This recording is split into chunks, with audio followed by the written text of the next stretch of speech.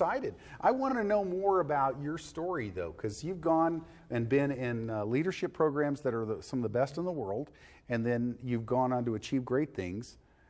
What's the route? What's the route been? What's your road? Well, you know, some would think it's a securitist route, but as I look back, there's a common thread, and I've always put people ahead of myself.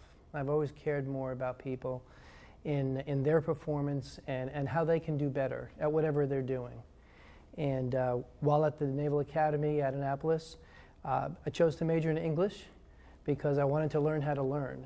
And one of my English professors said that humanities majors tended to make better officers because they better leaders.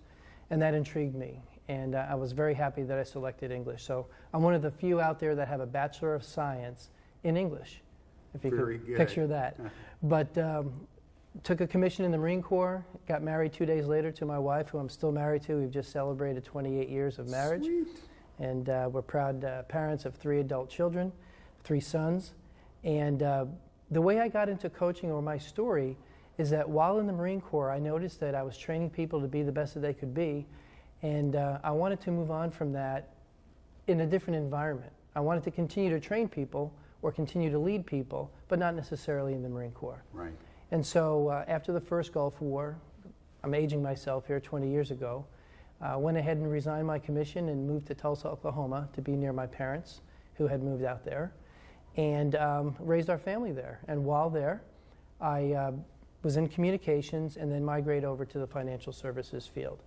And while I was there, very quickly became a trainer, a sales trainer for new hires, and then eventually became a regional leader responsible for well over $1 billion under management, which is not the focus of this conversation, but all that time taking care of my people and the people who were serving in leadership positions was more important to me. And so after I transitioned to another firm, I discussed with my wife, what's our next step? And I had an option. I could pursue financial services even further, or I could do a coaching program with Christy Whitman of Quantum Success Coaching Academy. And there's a link on my website if you want to see that. But anyway, she said, coach. You've always done coaching. That's what you are. That's what you've done.